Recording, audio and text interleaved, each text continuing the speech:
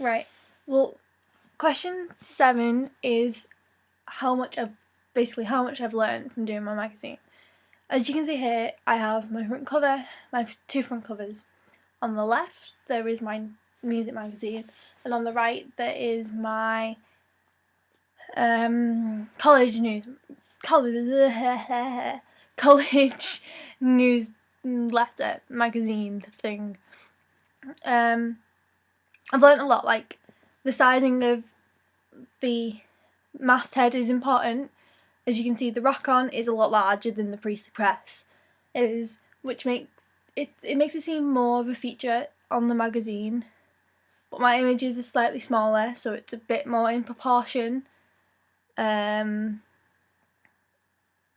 learned about how I have kept the direct mode of address to people, but they have more happy face expressions where sort of look inside on the Priestley magazine one. I've messed around with the positioning. Oh my god. I have messed around with the positioning of my cover lines, as they seemed all over the place on the Priestley magazine, whereas they're just down one side on the music magazine. Then my barcode is basically in the same place, but my issue number and stuff is above the masthead instead of at the bottom, which is easier for the reader to find.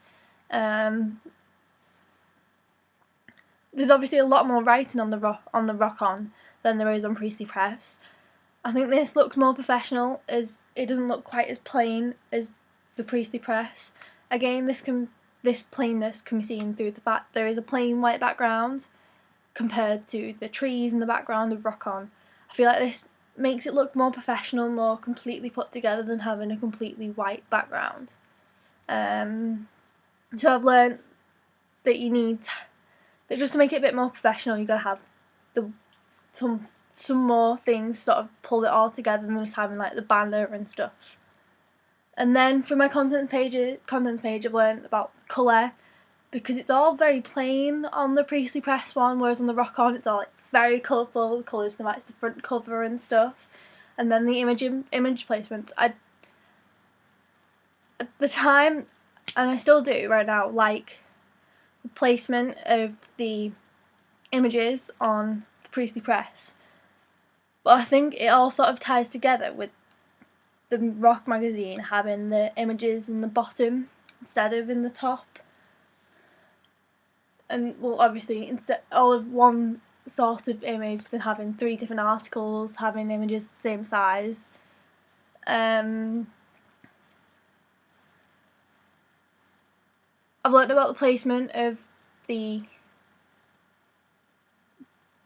contents on the contents page, as it seems easier to read with the writing in the middle of the page than along the edges of the page.